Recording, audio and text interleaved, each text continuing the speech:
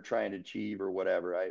There was a few months ago, I got asked to come speak at a or at a group event in Park City, Utah, and everybody I was speaking to, it was interesting because everybody I was speaking to, um, I believe had more money than I have. You know, they were very uber successful. So I try to speak about my journey and my experiences and who I am.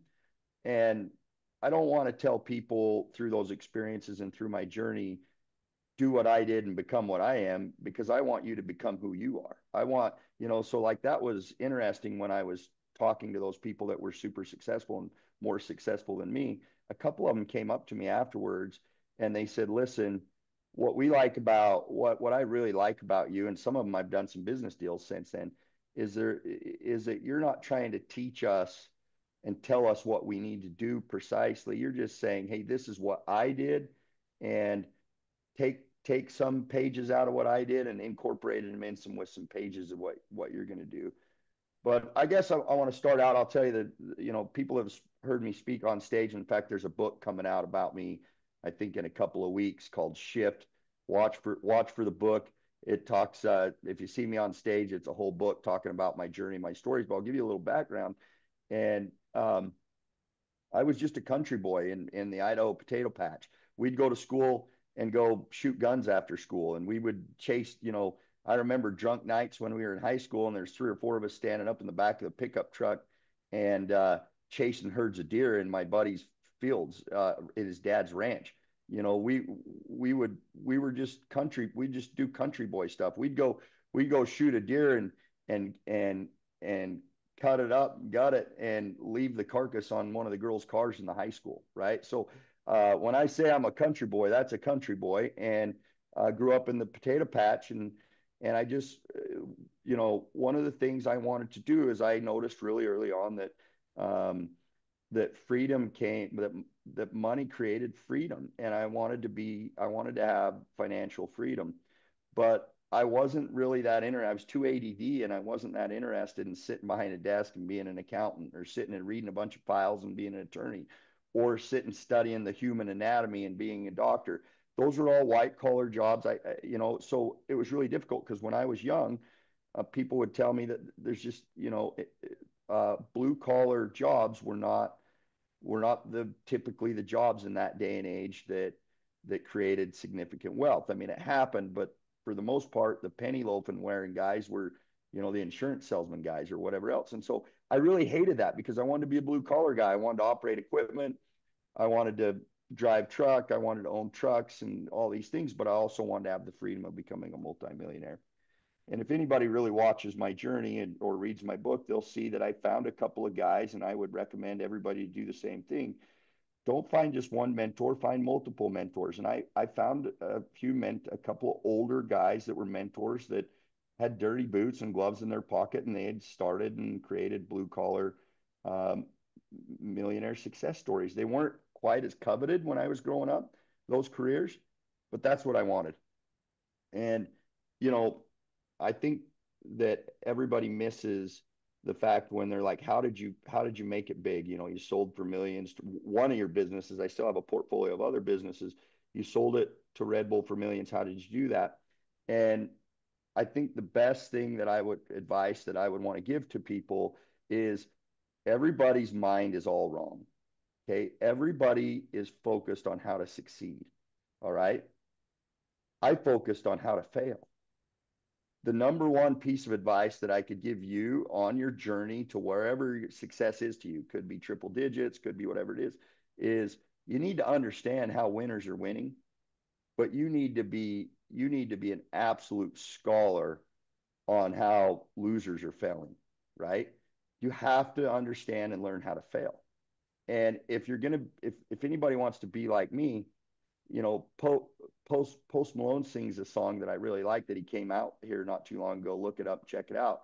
And he says, "This is for the losers." Okay, I'm a loser. If you look at my track record, you know, I have way more losses in business than I have in standing on the podium.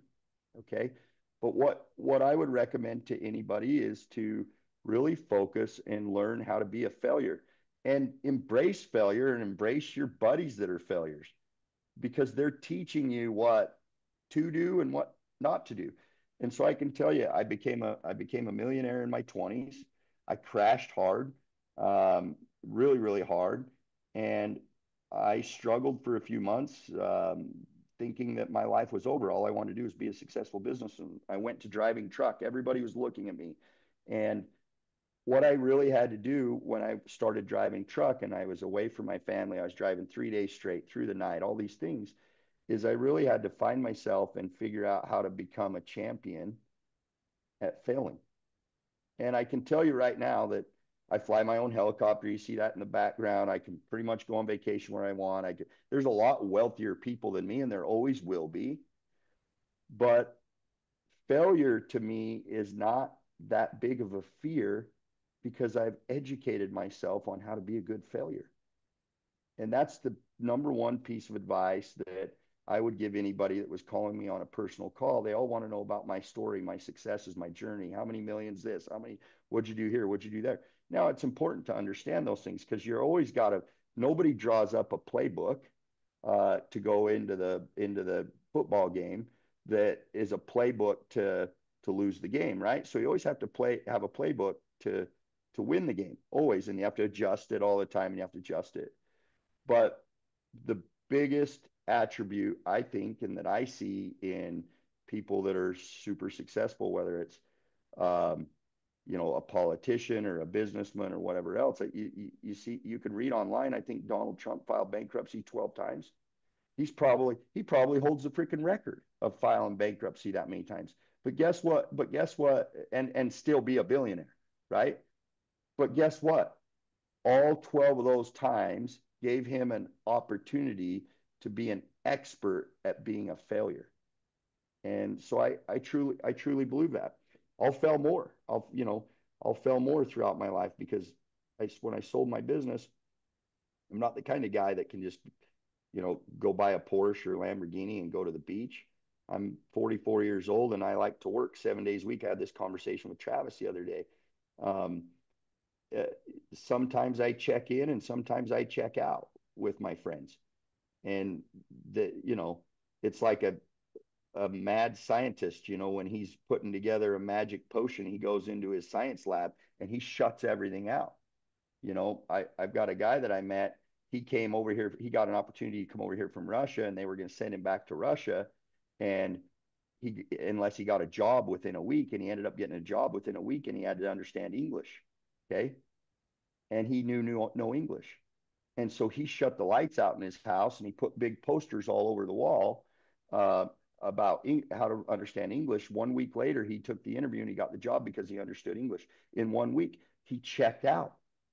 So you got to really understand how to. He said he didn't even eat. I didn't answer any calls. I didn't. So you got to understand how to be really good at becoming a failure, in my opinion. And you more so than understand how to be a failure more than being a winner. And when I tell people like my happy place is the dive bar, right? A lot of times we're going to find more failures in the dive bar than we're going to find. If the guys that are eating caviar, they're not fucking interesting to me, right? I want the dive bar guys. I want the guys that can tell me like why they haven't been succeeding. I've worked 20 years in the construction industry for somebody else and I've done this and then my questions start being like, well, why? What have you thought about? What do you do? I want to learn from the failures. So that's the only really big piece of advice that I can have. Anyway, so I grew my one truck line. I'll fast forward the story. I was a truck driver. I grew the one truck line into um, hundreds of trucks, um, four or five, I think almost 600 employees between all my businesses at one time. Started my own insurance company to insure the truck line. Started my own technology company to handle the technology of the truck line. Bought my own trailer dealerships to provide parts and service and purchasing of the truck line. And I built, the truck line I looked at as the hub and all these auxiliary businesses as the spokes. And so any business that you create, everybody's like, oh, they hit me up and, hey, will you invest in this? Will you invest in Heath? Will you invest in whatever. And I'm like, no, you know, because I only know trucking and all the spokes that came off the trucking. I became a very big understudy of that. And so keep your focus on what you know, have little side spokes coming off of what you know, and become a really good loser. So I ended up, I had a lot of losses. I had, while building that truck line, and I sold it for millions, I had at least 1 or 2 years where I had lost over $1 million on the truck line, right? So that wasn't a big deal to me. I understood how to be a loser. I was a loser that year, and I understood how to climb out of it and build spoke businesses off it. And in 2022, Red Bull, and I'll tell you, I don't want to talk bad about anybody, but Red Bull came in, and much to my surprise, they wanted to pay top dollar for my truck line, but they weren't that interested in any of the spoke businesses. And they put a non-compete agreement together with me, so I couldn't compete for 5 years in the trucking business. But rather than sit and study my model, they just wanted the trucking business. And if they really would have spent a lot of time studying my model, they would have wanted all the spoke businesses too. Because one of them, the trailer dealership, that was making 30 or $40 million a year, you know, but they didn't, they only looked at the financials of the truck line. So they ended up acquiring the truck line, and most of the spoke businesses I still own, and and I offer services to other people can't be in the truck line business. So I sold that in 2022 for millions. And to be honest with you, I think the next businesses I sell will be 2 or 3 times what I sold my first business to Red Bull. If they aren't, then I'm not, you know, I hope one day when I'm 60 years old, I can look at how much I sold the truck line for as a fail, you know, because it was a win right now. It was a win for me right now, but the rest of what I'm going to build, I feel like it will tower in comparison to what I built. So I guess the biggest thing to take away, I don't have that much time to talk, so I want to pass it back to Travis, but the biggest thing to take away is listen to the Post Malone song, learn how to communicate and affiliate and become friends with the losers. Everybody wants to go to social media where they got a guy with 15 million followers or whatever else and follow his success story. I got news with you. First of all, most of his success story is probably shit. It's made up. You Google him and see what businesses he's built, right? It's made up. And number two is, I believe you will learn more if you follow the guys that are losers, that have lost. You're gonna learn how to become a better loser than they are. That's my opinion. Travis, that's what back at you. What do you think? Yeah, I love it. Talk a little bit about there's a part of your story that I love the most. It's the moment when you're ready to sell your business over to Red Bull and you find out one of your shops is up in flames. Walk us through that conversation that you had post, your mindset, and just kind of like that little small moment right there. Again, if you're an expert at the losses and being a loser, you can overcome almost everything, right? So I was on third base of negotiating a multi-million-dollar transaction.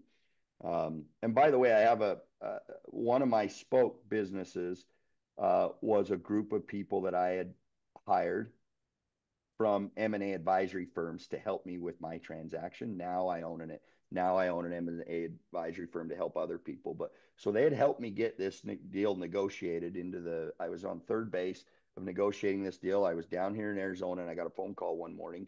And, I was already in my head kind of counting up the money from the sale a little bit, the worst thing you can ever do. And I got a call from Idaho, and they said, "Hey, your biggest truck shop that maintains all this fleet." I had multiple truck shops, but the biggest one that did the most maintenance is up in flames. It's going to be a total loss. And they videoed screen time shared with me, and the flames you could see for like 15 miles. I mean, it was an absolute disaster. And I thought I got on my jet. I flew there. I was there within an hour and a half. The flames were still going when I got there. And I thought this multi-million-dollar deal um, was going to be dead. Number one, I was underinsured. I've always been, for a long time, not always, but for a long time, I was anti-insurance. I always wanted the cheapest insurance with the least amount of coverage, because what's the chances of something bad happening to you? So I was underinsured, and I had to call the people in Europe at Red Bull, and I sat there on a Friday. I'll cut the story a little bit shorter. I sat there on a Friday, and everybody had gone home. All my employees, when I showed up, they were in tears, and they thought that our business was, now none of them knew about the sale, but they thought our business was going to be dead. And I wasn't so much worried about our business as I was the sale of the business. And I sat down in my desk, and I put my feet up on the desk. I was the only one there, and I looked out my back window overlooking the smoldering. Only people, a couple firemen were still walking around the building. I looked over the smoldering flames. I was getting some text messages from employees asking if they were going to have a job on Monday. I mean, the first thing that goes through their mind is like, is this going to take us out? And I went home. I sat in the hot tub that night, and I had a glass of whiskey, and I thought, you know what? Um, I've got to figure this out, and I can't call Red Bull until I've got this figured out. So um, I went in Monday morning. I got in front. I had a plan. I went in Monday morning. I got in front of the dry eraser board, and all the diesel technicians that were working in my shop, I had my trailer dealership hire, and I signed a multi-million-dollar contract from my trucking company with my trailer dealership to handle all of our fleet maintenance. And so now, and then all the employees that were thinking they were going to lose their job, the people that were working out in the shop, now they're hired somewhere else. So now when I called Red Bull back and I told them what happened, I had a strategy. I had a strategy of how we're going to continue to manage the fleet maintenance program until we rebuild a new shop. Well, to my amazement, I never would have thought this when I told them my strategy. I said, hey, this is going to cover us. I'm going to cut you a discount.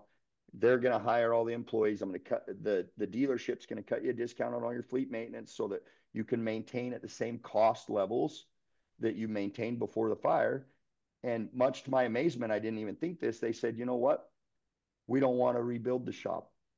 We'll just sign a long-term multi-million-dollar contract for your dealership to handle our fleet maintenance beyond this. Just tear the shop down and gravel it out. And so that's what I'm saying is that losses are infinite when you're trying to develop in life or in business or whatever else. And I think that from my perspective, the world has created a bunch of soft asses. You know, where your dad and your grandpa, when they'd lose their crop, what the fuck would they do? They would go replant the next spring, right? They would negotiate with the bankers if they were farmers or whatever else, and they'd replant. And I think that people, you know, 3, 4 generations back were better at dealing with losses. We have a loss now. You know, my son has a kick-ass loss, and his butt's kicked. He's like, fuck, I might need a therapist, Dad, to get me through this. I'm like, and I'm not turning any shade on people that need therapy, right? But we're men. And I told my kid this. I said, we're men. And if every time you need a therapist to get you through your losses, what are you developing, right? You go to the gym and you go through pain to get bigger. If you go to the therapist, what pain are you putting yourself through? How are you developing the skills to navigate those losses? So if you guys got a therapist, I'm not judging you for that. I'm just saying we have, as men, have to be good at navigating losses. And I got way more losses than the average person, which means I get to fly the helicopter and the jet and everything else. Love it. What questions do you guys have for Heath before he jumps off? Yeah, Heath, I got one for you. So a lot of the things that you said were, mirrored what you said on stage, which was obviously an incredible story. I guess my question, someone that has reached your level of success and has kind of branched out into a bunch of other things, what would kind of be the main thing going forward for someone like yourself? I mean, it sounds like you're not the type to just kick back on a beach somewhere. You love the game. You speak with so much passion about what else you're doing. What's next for Heath Treasure? Well, that's a good question. So I don't, let's be honest, I don't really I don't want to be a business coach. I want to teach people. I have courses that are going to come out. I want to teach people what I know.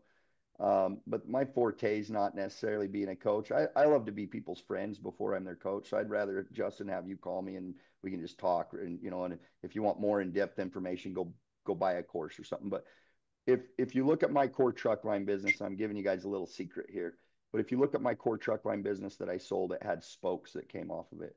So I went self-insured and I started my own insurance company in the Cayman Islands. I started my own technology company, okay, that benefited my business. I started my own trailer dealership, um, and my own M&A advisory group, right? So when you look at that, I'm very adept in those businesses that were spoke businesses off of my main truck line. So if you were to look back at me 2 years from now, I always say Ultimate Blue Collar, which is my brand. Ultimate Blue Collar is on a mission to help incubate blue collar success stories. Well, how are we going to help incubate blue collar success stories?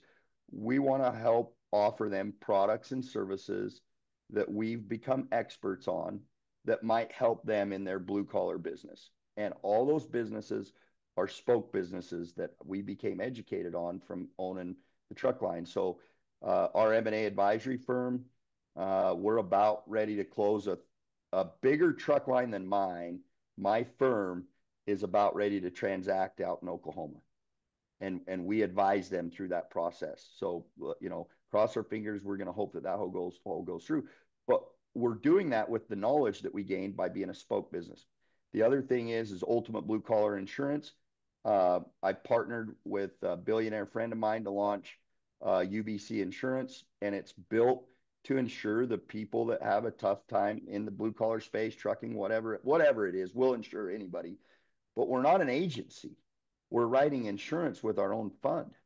And so by being able to write insurance with our own fund allows us to help the people that need insurance the most. There was a time I laid in bed before I went self-insured that I had a bunch of accidents that year on my truck line, and my conventional insurance company were telling me they were going to drop me. And without insurance, I couldn't operate. I couldn't pay my loans. I couldn't pay my payroll. It was the worst feeling of my life. And so when I sold, I knew I needed to get in the insurance business and offer an option for people that were in that situation, just like I was. So yeah, the future is a suite of products and services to benefit trucking and the blue collar space in businesses that we have a lot of knowledge about. Long answer for a short question. Sorry, Justin. Awesome. No, very informative. Would love to get connected and talk more. That'd be great. Yeah. Well, Heath, you got time for one more question? Yeah. I got as much time as you want, Travis. You're Okay. the boss. Okay, perfect. Because I know everyone's wanting to ask questions, and I want to highlight something to you here in a second. John, go ahead. What did you say was the name of your insurance company? It's UBC. You can Google it. It's UBC Insure is the website. Sure. UBCinsure.com. Can you guys hear me? My headphones just died. Oh no, you're good. You're good. Okay. If they die, I'll click it to the speaker, but UBCinsure.com. And we haven't been pushing hard marketing on that yet. Just soft marketing and starting to get the word out. But 2025, we're getting ready. We have a group of professionals that have joined our team that are very adverse, and we're real excited to, we're already, if you look in the last 30 days, we're already writing a lot of things compared to most insurance companies our size. We're going to be one of the fastest growing blue collar insurance firms in the nation. That's Ultimate Blue Collar. Oh yeah. Does that say Ultimate Blue Collar or UBC Insure? Yep. You got it. Yep, that's us. So yeah, John, that might be something you're interested in. Cool. What other questions do you guys have? One thing I want to, Sergio, go ahead. I have a question. When you were building these spoke businesses, were you looking for partners that were experts in those fields, or was it you doing it? And if you're looking for partners, what were you looking for in your partners? So I looked for somebody that was full of piss and vinegar like me. I'm not going to overpay somebody to come on and join my staff and then not make any momentum. I've done that a lot of times in my life. Travis has even seen me do that a couple of times where I overpay a leader of one of my divisions and it don't go anywhere. But I have a buddy who I partnered with on a business, and he had $60,000 to bring to the table, and I had to bring $300,000 or $400,000 a table. He's a multimillionaire now. And so, but I'm not going to take the credit away from him. He had the least amount of money to bring to the table, but the most amount of work, elbow grease. And we built a really good business, him and I together. Most of the elbow grease was his. And so I look for people that want to grow. Some of them are, you know, some of them I brought in as a partner, or some of them I bring in as one of the leaders, and they get a cut, you know, like 10% cut on what we do or whatever the negotiation is. So they may not want the risk of the ownership that I have. I'm pretty risk adverse, but they want to cut as they see that business grow. Yeah, so I bring in people, not all times, but in some cases, yes. Experts. You gotta have experts. Some things I'm pretty smart at, but some things you want to add someone to me to really, like the UBC M&A advisors. I'm not the president of that company. I'm the CEO. UBC Insurance, I'm currently the CEO and president, but another 2 years down the road, I'll hire a different president for that company. One thing I want to highlight that Heath does really good, and I don't know if you do this consciously, but he's a really good storyteller. And what makes him a really good storyteller is he brings you into the experience with him as if you're going through the same experience. And the reason why that's really powerful as a storyteller is because when you bring someone into the experience with you as you're going through it, they feel the same emotions that you have felt. They have the same breakthroughs that you had in that moment. Most people, when they're telling stories, they tell it as if it has already happened. Heath does a great job of bringing them into the experience with you as if you're experiencing it at the same time. So I don't know, Heath, if you do that on purpose or if that's just how you tell stories, but you do that so well. Well, thanks for that. I don't know. I got a shitload of stories. That's why they're writing a book about me, I guess, right? But the book's called Shift. Watch for it, guys. I'll give Travis a link to it. And yeah, I don't know. I don't know, Travis, if that's just natural, if I do that on purpose. But you want to know what? You want to know how I like you to teach me? Is I want to hear your stories. I want to hear stories that you have that, you know, you were mentoring this guy and this is what you told them and this happened, or somebody was mentoring you and this happened in their life. I think you know, the university is not for me. I want to learn from people that's been down that road, that's got some stories to tell. And the other thing too, like I tell people that work for me like this, because they've mentioned the storytelling thing. I'm like, listen, everybody has some relatable stories with certain topics in their life. So, you know, like, you know, Sergio, if you're in the construction business and you're selling somebody something on the construction business, you probably got some stories of shits went wrong and shits went right. You got to be good at conveying that and then catering that story into what you're trying to sell. You know, hey, I know a guy that his shop burnt down because he was really stressed because he was $3 million underinsured.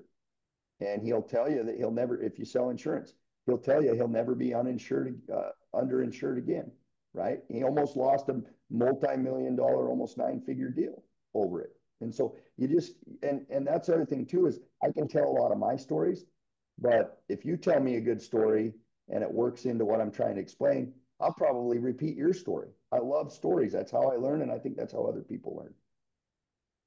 Yeah, I love it. Hey, Heath, thanks for being on, man. I appreciate it. Thanks, guys. I know you're busy, dude. I'll let you jump off as far as everything goes. Go follow him, guys.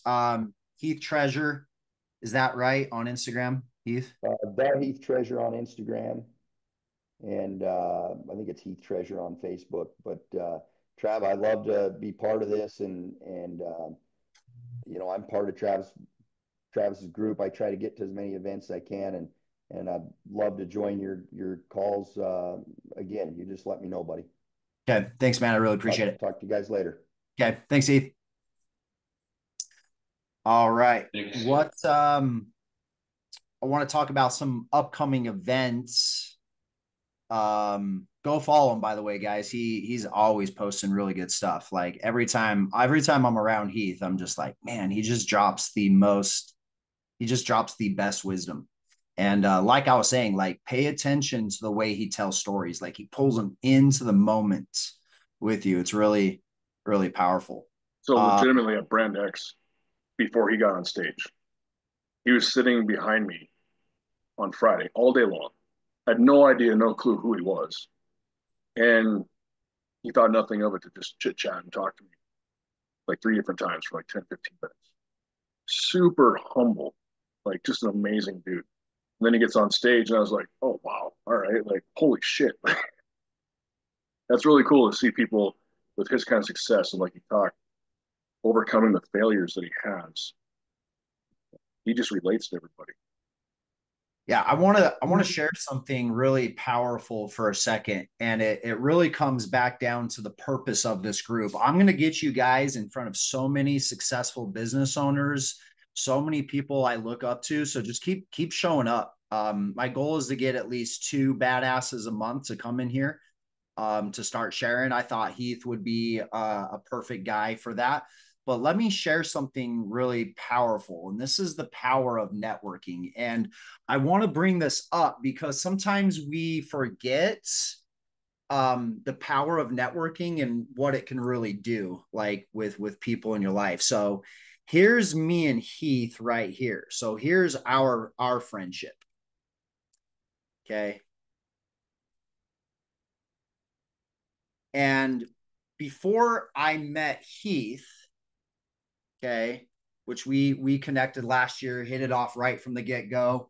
Okay, had him come speak at BrandX. So how I was introduced to Heath is I was introduced to Heath through my buddy Eric Jacobson. Solid dude too. He's literally the type of friend you want to be friends with. Like he has your back. He's positive. He's always uplifting. He's fun. Like he's the type of dude you absolutely want to be in your corner. So I really make it a point to always reach out to Eric too. I value his friendship and his support over the years. How I met Eric though was 5 year. Well, wait, no, it was more like 6 years ago. It was like 6 years ago. Okay, and I got introduced to him he was part of a group called the Wolf Pack. And when I first heard that, I was like, who's the Wolf Pack? They call him the Wolf Pack. I was like, all right, let's go check out the Wolf Pack, right? And how I got introduced to the Wolf. So who's the person that invited, I'm spacing his name right now, who the guy was, but who introduced me to the guy was actually a woman that I met that came to an event years ago. And one night she's like, hey, I'm going down south. It was like an hour and a half drive. I'm going to go hot tubbing with these people called the Wolf Pack. And I was like, the Wolf Pack, right? And so through that introduction, I got introduced to him introduced to the Wolf Pack introduced to Eric introduced to Heath. Okay. And the reason why I share this, and I can tie all these crazy connections all day long with like people in my life that I really value our friendship. And the more you're around like people like in the Brotherhood, through osmosis and through opening yourself and going to opportunities, you're going to meet a lot more people. And I think the biggest thing that I've seen over the 6 months of the Brotherhood growing is like everyone says they want to increase their social circle, but very few are actually willing to do it. Okay. It was an hour and a half drive on like a Friday night. I could have easily said, oh, I don't have time for that, or I'm busy. Like you've heard the saying, the more hands you shake, the more money you make. And there's definitely a high, like, trend line, linear line with that statement. So keep coming around the Brotherhood. There's other things that I'm going to be going to as well that I would love to invite you guys as well. If you guys are going to stuff, invite and that's essentially how you're going to grow your social circle. Like people come into the Brotherhood and they said, I want to tap into a social circle. And I understand what they're saying, but really what they're trying to do and what you should be doing is I'm trying to build my own social circle. I'm trying to build my own connections. Okay. You're not going to all of a sudden just come into the Brotherhood and just all of a sudden gain relationships with everyone and have this new social circle. Okay.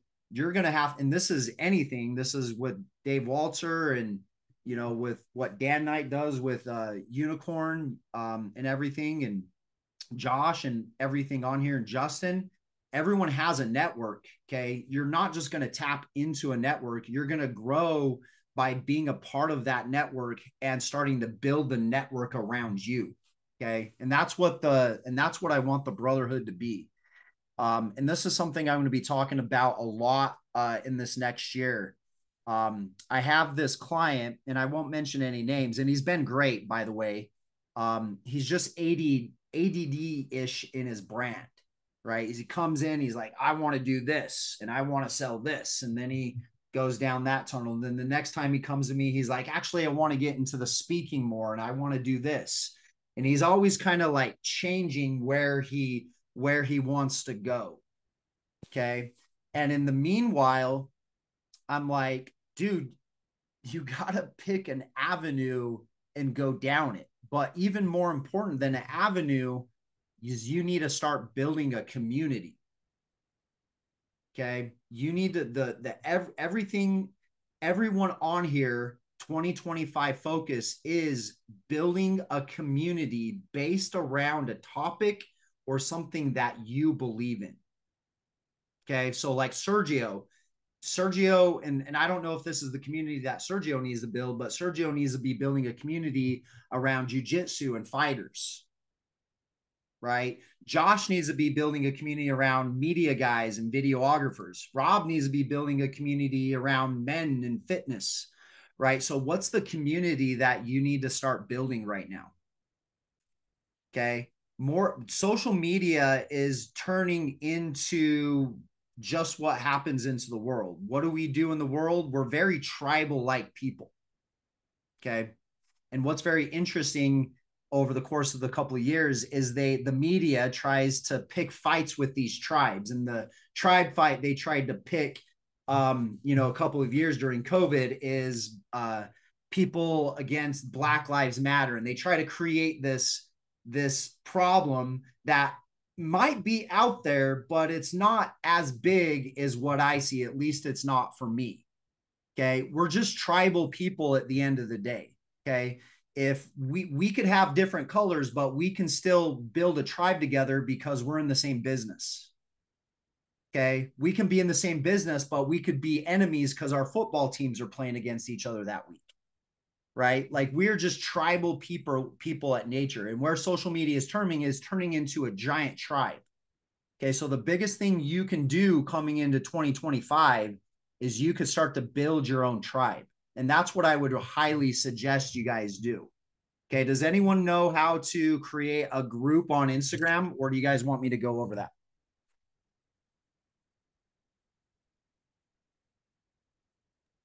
Yeah, if you could go over, please. Okay. It's really, really simple. Okay. And what I would say too is you're going to be building lots of tribes. And I wouldn't get stuck on kind of like I loved what Heath said today is don't let your failures define you. Your failures don't define you. And here's what I would say. Your successes don't define you either. You define you. And you're going to try to build tribes that inevitably just aren't going to grow the way that you want them to grow. I remember there's this Facebook group that I just put my heart and soul into years, and it just didn't grow the way that I wanted. I think I only got up to like 2,000 people, which is decent. Okay. By the way, for putting something into that, but that's not what it could have been. So the best way to do this is go on Instagram and then click this chat. Okay. And then on this chat, you're going to say, okay, I'm going to have Dom, and then I'm going to have Josh. Okay. And then I'm going to put chat. Okay. And then as soon as they're into a chat, that is now a group. Okay. So on this group, I can change the name, and the name we're creating a new channel called Arizona Let's Taco About Your Brand. Okay, so I'm going to name this chat. Okay, and then there's a lot of things that I could do within the chat. I can change the background. I have control over the group because I'm the person that started the group. I could add people to it.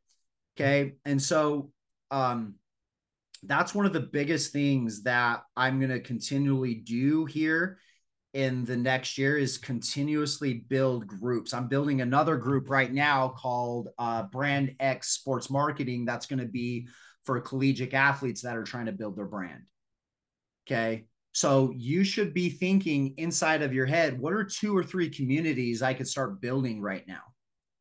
Okay. When you bring, and I talked about this at the mastermind last month, is when you connect 2 people together, and then you connect another 2 people together and another 2 people together, and all these people are together because they all know you, you are automatically deemed the leader. Okay. When you are deemed the leader, what else happens when people see you as the leader? What else happens when people deem you the leader as the group? They trust you, they follow you, they buy from you, they work with you. There's all sorts of things, yeah, absolutely, that comes from. Yeah, there's unconscious respect that comes, okay? There's unconscious more listening that comes from it. Like there's so many unsaid things that happen when you are the one that bring things together. Now, here's where people get stuck. And at least this is where I felt like I got stuck. Okay. I was the kid in school. I was friends with everyone. I wouldn't have considered I'm the top popular kid though. Okay. Even though I was known throughout the school, I was friends with all the quote unquote popular kids. I played all the sports, but I think the thing that holds people back from creating groups is they go, well, I'm not the cool kid. Okay. It's like we place ourselves in this category of where we deem we're valuable with other people. Okay. And a lot of that programming of how you see yourself as a leader absolutely comes back to school. It absolutely comes back to your sports teams. It absolutely comes back to these things that we experienced as we're growing up. And what we don't realize when we're growing up and we go through these experiences, okay, is our brain might not necessarily consciously remember it, but our body does. Our central nervous system does. And our central nervous system is the powerhouse to our brain. 95% of our actions and our behaviors come from a subconscious belief system. And that subconscious belief is based upon feelings. It's based upon emotions. So when you were in junior high and you just got into junior high and you went to sit at the table with all your friends and someone said, hey, this spot is for somebody else, you can't sit here. Okay. That brings up an emotion. Okay. And that emotion then is attached to a decision. And that decision is then reattached to your identity. What's your identity? Who do you believe you are at your core? Okay. So we don't realize how sticky we are, especially when we're growing up. My son is at a sticky age. He's 4 years old. Okay. And so I'm really conscious about all the little things that he's choosing into and he's experiencing as a 4-year-old. And so I'm here to help him choose into his identity. Okay. Dad, are you so proud of me? Yeah, I'm proud of you, son. But are you proud of you? Okay. Right. I already make my son look into the mirror and do affirmations. I love myself. People love to see me smile. People love to see me win. He says, I love my daddy a lot, which has nothing to do with affirmations, but that seems to be his favorite one. I love my daddy. It's the cutest thing. And he's not the gatekeeper to his mind at all.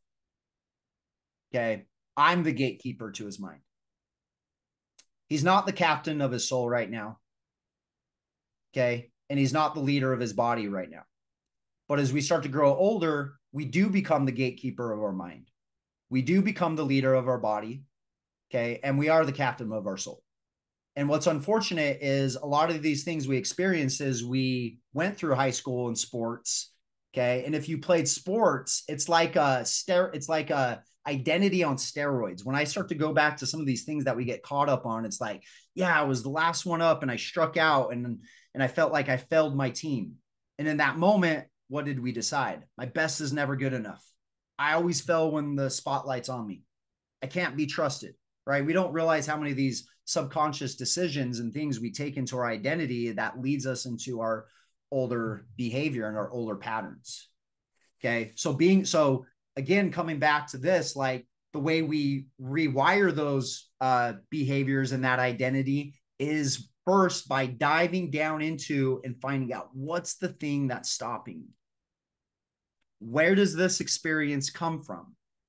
Okay. And usually the best way to find this is through motion and emotion, because that's what hardwired it into your body in the first place. Okay. The subconscious is based on emotion and feeling. So the best way to uncover that is the emotion and the feeling. Okay. And that's what Strengthen Your World is. That's what Strengthen Your World is all about. It's about diving down into the deepest parts of yourself, your experiences, everything, and really analyzing it. What decisions did I make? What did I define about myself? Okay. How is this stopping now? So I'm really excited about Strengthen Your World coming up January 3rd and 4th. Andy Elliott's going to be speaking at that. And people don't like Andy. A lot of people don't like Andy Elliott. And you could judge him for his past, which I think is kind of unfair to judge someone for the past. Would you want someone to judge someone for your past? And do you really know what his past was like? I don't, but I see people do that. But I think the reason why people don't like Andy Elliott, okay, is because he calls you out to be a better man, and he calls you out to be accountable to you and to be better than you are. And I think people are just fucking comfortable. Like Heath said, okay, people just get fucking comfortable. And that's not necessarily your fault. We live in a comfortable world, but it is your responsibility as well. So Andy Elliott's going to be there. And what I love about listening to Andy Elliott is he just brings up this emotion within me. And you're going to need a lot of emotion to create a lot of motion in your wealth, in your influence, and everything in 2025. Okay. Emotion creates motion, and motion creates emotion. Okay. And that emotion drives the thoughts and things that we believe.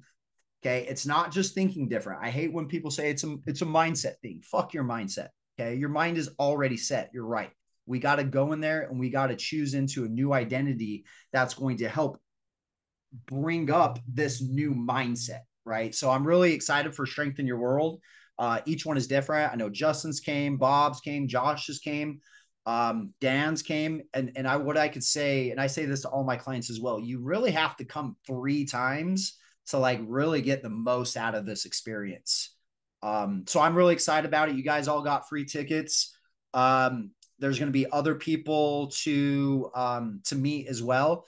What I can say as well, last thing, and then I'll pass this over to Dom, is that the best way to really build a community as well around you, okay, is be the type of person that's introducing the people you know to new friends, new potential clients, potential affiliates. When you are constantly doing that in your life, you're naturally going to see yourself around a lot of really big people. And so coming into BrandX, there was one of our biggest events we ever done. We had over 450 people registered.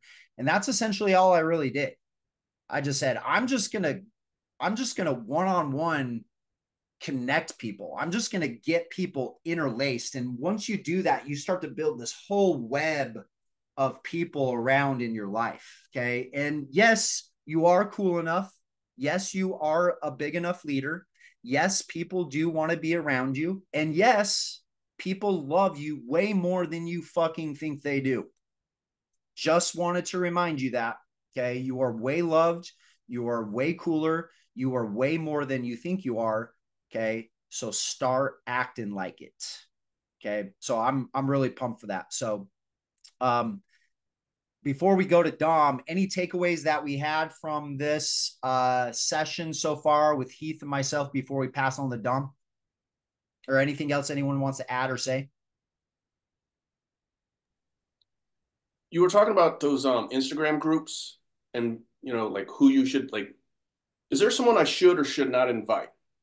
Like you mentioned being like the cool kid. Should I invite the high school quarterback, the fucking cool guy in my clique up in that thing? I mean, if they're a cool guy and not a douchebag, I think, I was talking to Dom about this. While we're going on our 9th year of doing these events. And there's essentially been 4 to 5 different type of cultures over the last 9 years of our agency and doing these events. And it's really interesting to look back and see when the culture was really doing good, when the culture was struggling, when did it really like hit the ground and like kind of splatter. And usually it's because the leader, which was myself, allowed people to be a part of the culture that were not contributing to the values of what the culture stood for. Okay. Anytime you allow someone to come in and bring negativity with whatever that is, okay, you're allowing that culture to be affected. So if you're building this community, I would be really, really careful about who you allow in the group. And I haven't told anybody this, or maybe I told Dom and some people. There's actually 2 Arizona groups. Okay. One Arizona group is for people that have businesses.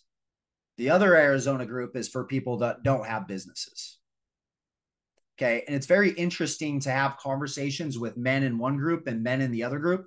And I don't want to put all men in the same category in that other group because there's some great guys, but they believe in communism. I swear to God, you charge for an event. Why does it cost money? Right? Like they want handouts. They want to come in and they want to pull things towards them and they pull people down. You want people that come into your community and pull people up. Okay. And so I don't know what that looks like for your community, but I would just really, really be cautious and be cold-hearted in a way towards these people. And that's something I've been really strict with is the last few years is I'm not allowing people to come into the group that's not going to bring the people up. Okay. And so instead of being, so instead of focus on the negative of the situation, you just focus on the people you do want to grow in the group. Hey, John, you're important. Sergio, you're important. Justin, Daniel, Carl, you're important. Okay. I'm not going to allow people to come in and disrupt the positivity that these guys are bringing to the group. So you got to be warriors for the people in the group and let them know you have your back by sticking to the values and the standards. And that's a branding process. Like that's a branding thing. Like what is the values of your group? Okay. What does your group stand for? But everyone in here I know has 2 or 3 groups that they could lead.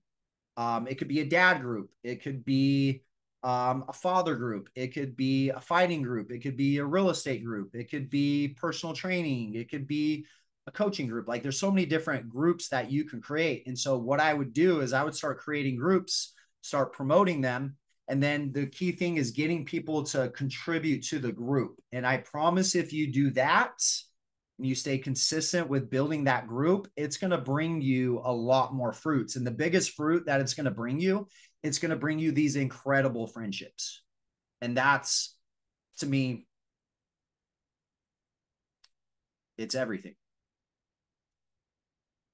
So I want to see you guys create more groups. Okay. And I would say this, you should be doing the same thing with your people. You should help them create groups and create communities. Okay. So I really want to see you guys, and maybe we'll do some type of an award for the person that builds the biggest group. What do you think, Dom? Yeah, no, we could definitely do that.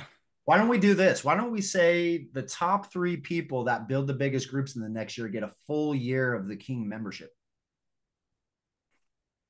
3 top builds. What do you think about that? You'd have to lay out the competition fully for them to understand. Okay. Yeah, let's do that. Let's do that. Okay. Dom, sorry I cut in your time, man. Go ahead. Oh, I have time? Yep. I got time.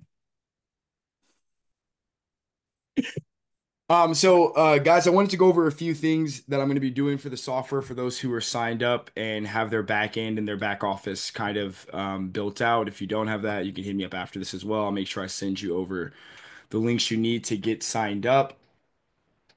So the very first thing that we wanted to talk about um, that I wanted to talk about and show you in the process is a couple of like the simplifying processes, which one starts with getting your domain, getting that back end, and then understanding your first step of conversion and what that looks like for you.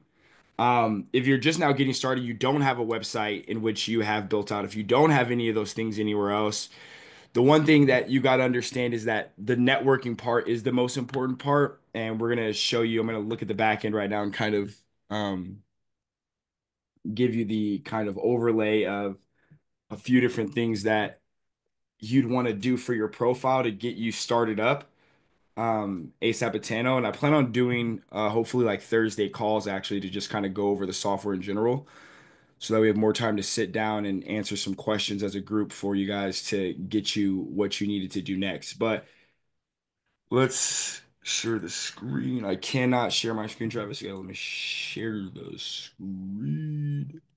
So, a tip for you guys. So, as he's going through this, I would make sure you're on your desktop and I would pull up Expert Marketly so that way you can go through it with him. And I want to say something as well. You're going to have to be really patient with yourself as you learn the system, especially if you're new to stuff like this. Okay. What I can say though is if you gave yourself a solid like 6 months to a year to really like know the system, you are going to be very, very dangerous in business. To grow your business, you're going to have to be able to grow processes. The Expert Marketly allows you to have a system and a process to help keep things organized. Okay, the king needs a magician to organize stuff, and the Expert Marketly is the most important thing that you could learn in order to do that. And I'm still learning it, just so you guys know. And I've been working with stuff like this for a few years now. So be patient with yourself, okay? And be patient with the process. Hey, real quick. So where can I pull this up? I had everything on all the tabs, and then my browser went through an update, and I freaking lost everything. So this is So Expert you go Marketing, to app@expertmarketly.com would be your login. expertmarketing.com. Okay, Yeah, got it. so app.expertmarketly.com would be exactly where you log in at. So Okay, app perfect. Got it. Found it. Thank you, man. immediately pop in. All right, so let's go over some of the basics, right? That I think should simplify some of your processes. I'm going to share my screen here. One of the first things that you should do when you get into the system is getting your what I would consider your social media and stuff locked in. To me, 90% of everything that happens in your business that you do or do not work is data purpose, right? You don't know your data. You don't know what's happening everywhere where you need it to know it's happening for you to adjust or to figure out if what you're committing to is a good idea or not. Like, what am I doing? Is it working? Is it the way that I want to go? So, when you're on these tabs on the left hand side, marketing is on the left hand side over here, and you can click on schedule planner. Now, for anybody who's ever been in business, you know either you're really good at posting or you're pretty shit. But at the end of the day, if you ever want to give it to somebody, that also is a process that fails sometimes because you got to give up your passwords, got to give in your login, you got to give all these things up, and then you usually stop hiring somebody sometimes because of you just that work in itself. Okay.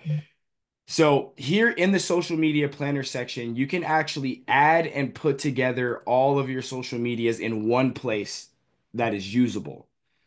And if you get a piece of content, you can share it across all platforms. And I'm going to show you that first because right now everybody's here, you're kind of building your personal brand, trying to figure out if you're going to put out content.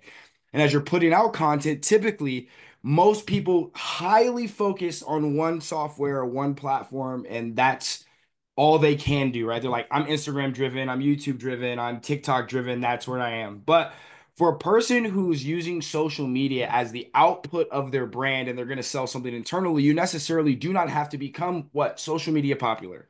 You do not need to have the next craziest branded videos, or when I say that is in like that shouldn't stop you from moving forward across all platforms, regardless if you're getting content. Now, if you upgrade to some videography and get that done, now you need to take that content, you need to be able to put it out across every platform. So the very first thing I want to say to you guys, if you guys are in the software, log in and then add all of your social medias that attach to your brand throughout any platform on here. Because what you want to do is you want to be able to mark up what's happening in your brand on every single platform. You want to have that data, right? You want to know what's happening. Is my Twitter growing? Did something just hit across my platform? All these things need to be checked in one place. And usually it's because we don't have enough time to go through every single statistic on every page and see how our TikTok's doing, to see how our Twitter's doing, to see how those things are doing. As soon as you get past that level, you need to hire someone to do that. And then they have to bring you back the results by checking in what's happening on your platform. So this is what that is for. So I'm telling you, if you're in the software now, that one of the first things you should absolutely do is to set up your system for all of your social medias to connect the dots. Do not wait to do that, because I feel like if you can understand how to create content and get it on your computer or even Canva, you can start posting a lot more across all platforms and just testing the waters, right? I loved what Heath said today. Honestly, it was like mind blowing to me. It even made me want to go out there and just fuck some shit up and fail at all sorts of things. Um, because the reality is most people are afraid of what they're posting. Is it going to work? Is it not going to work? But we are in the business of testing and failures. Okay. And only with that data of tests and failures do you even know what to do next. You can hire experts of all sorts all the time, and they'll tell you what they should do or what you should do on social media and stuff like that. But when you realize, and I always tell people, you don't need a huge social media following to build a multi-million dollar business.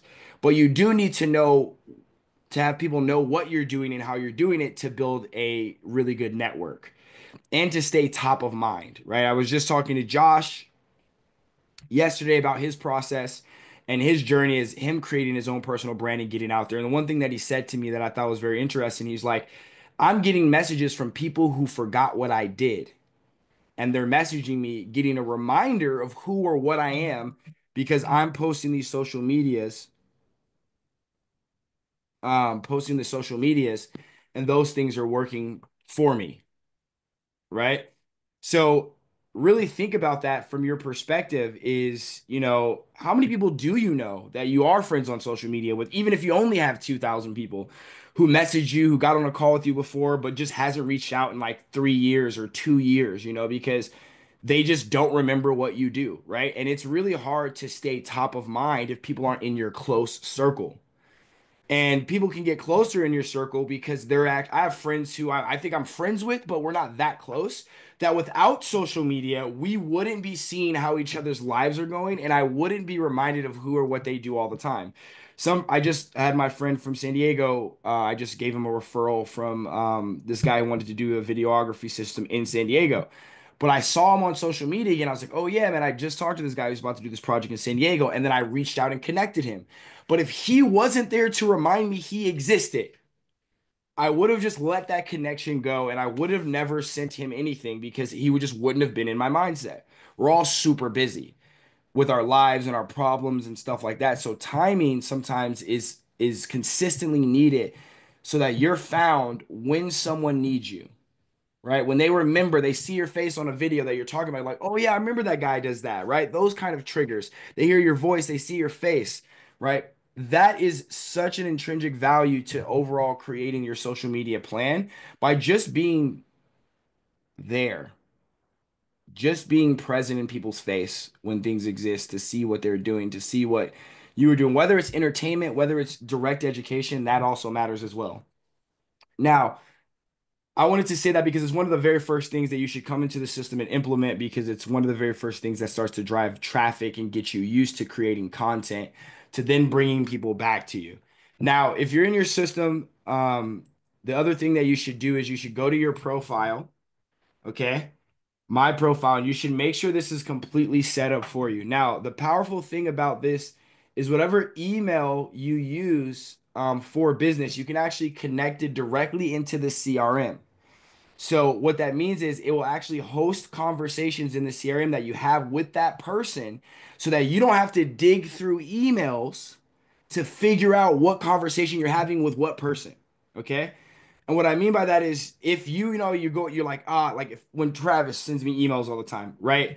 Typically, Usually I would used to try to go into my emails, type in Travis's name, and then find out what email he sent me by doing that. I don't do that anymore. I just go into the back office. I go to his connection in my software because it's connected with info and marketing with Dom. And I just look through our conversation because it shows every single thing that he has sent me and I've sent him through his name in our conversation.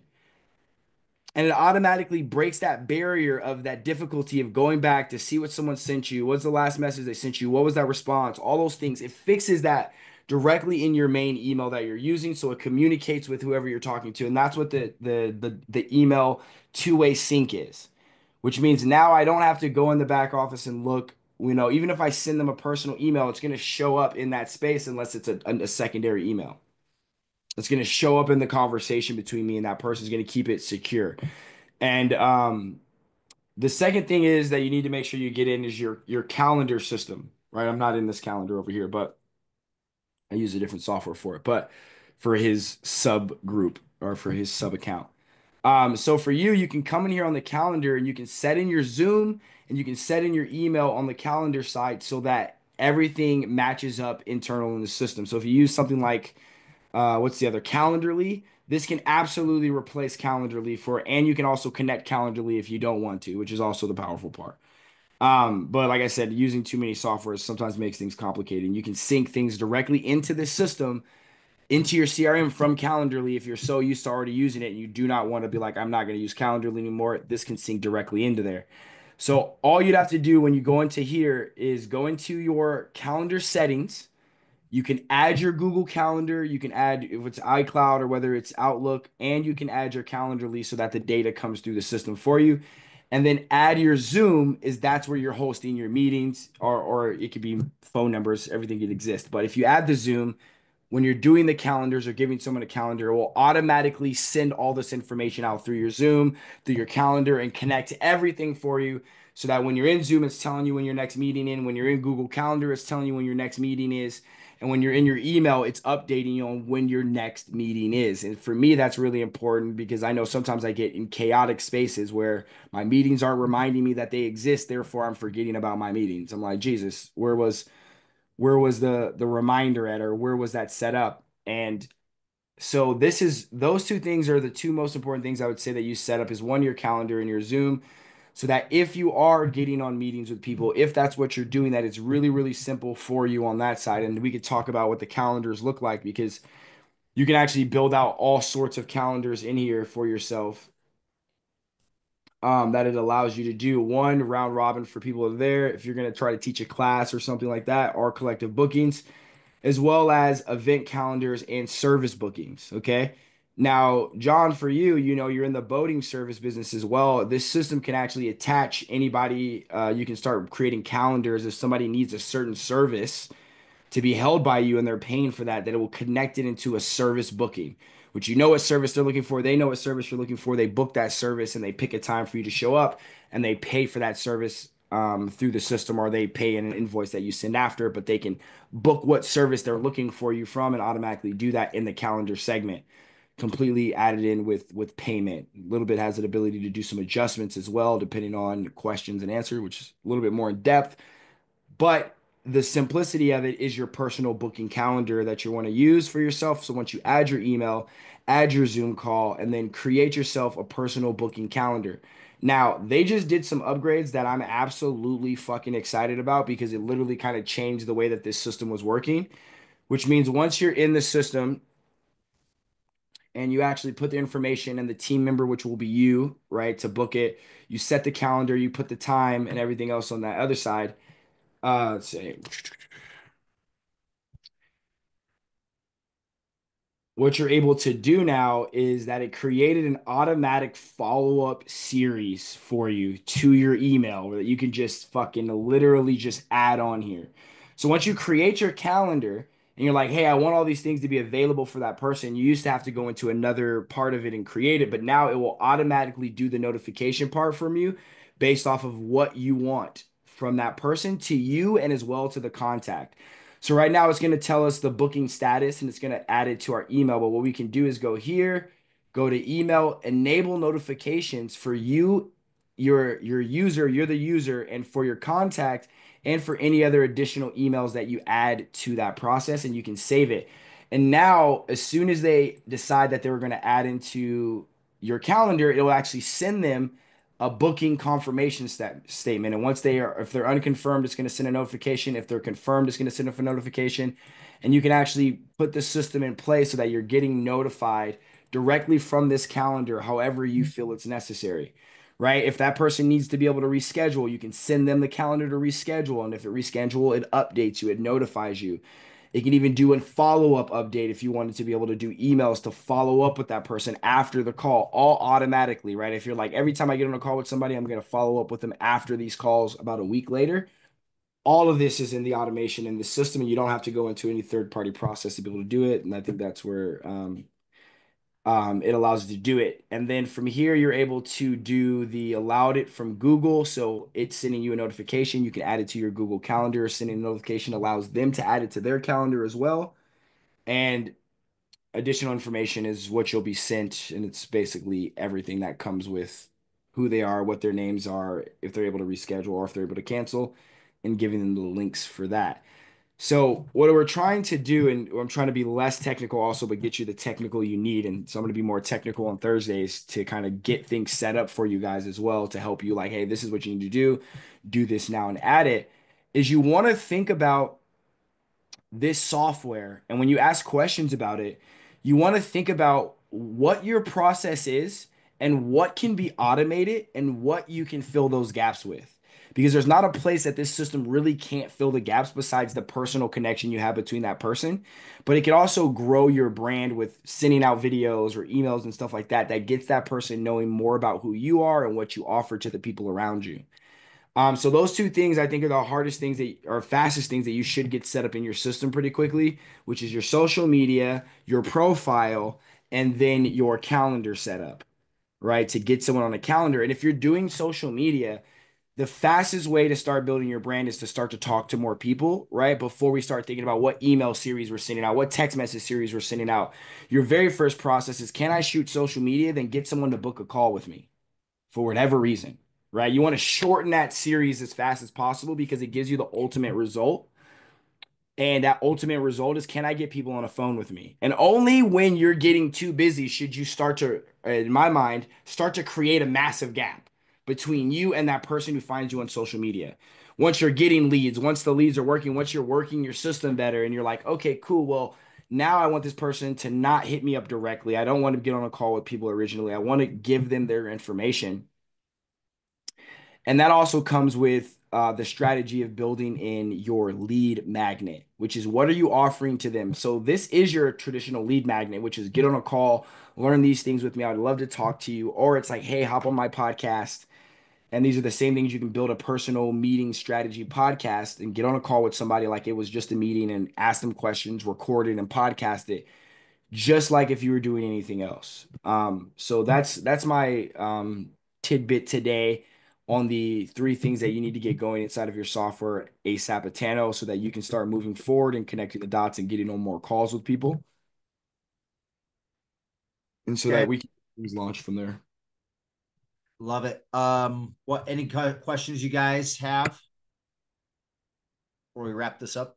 Yeah, just a technical one, Dom. Maybe we can handle this in the next, few days at your leisure, of course. I'm trying to do things while you're talking and to connect Facebook and Instagram. Apparently, Instagram needs Facebook, and I have a personal profile, and then I created a business profile way long ago.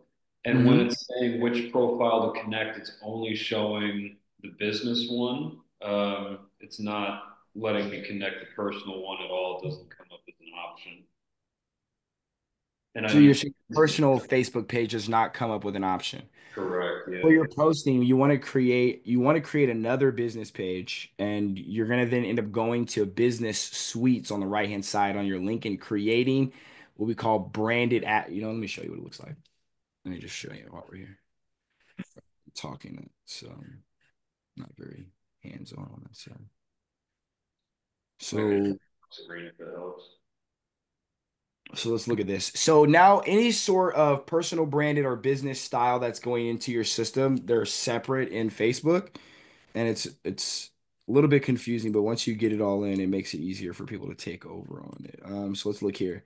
So when you're on your site here, you said you have a page, right? Like one of these pages over here. Yeah. So the way that that works is right here in Meta Business Suite is where the suites are created that attach the business and the client to run ads, to plan out all those. So it's called Business Meta Suite.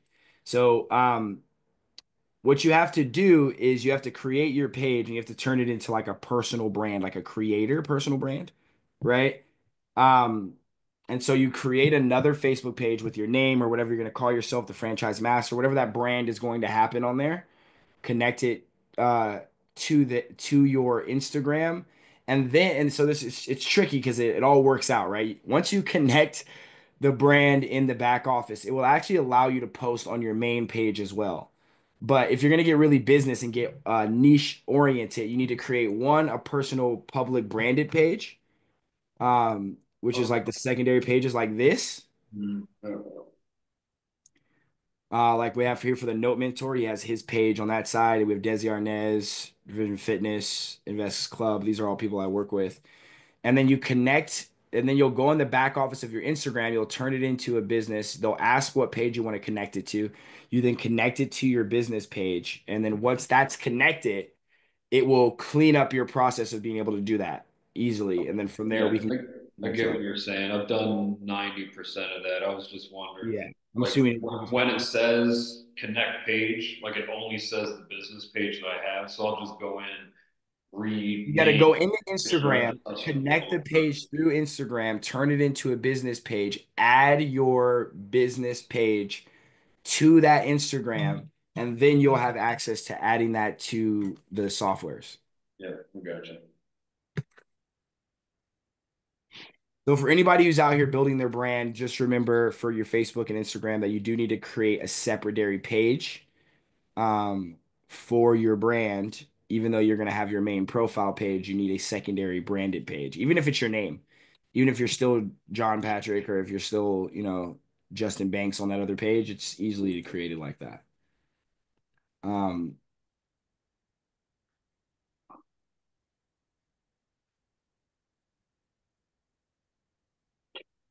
Okay, love it. Any other questions as we wrap it up?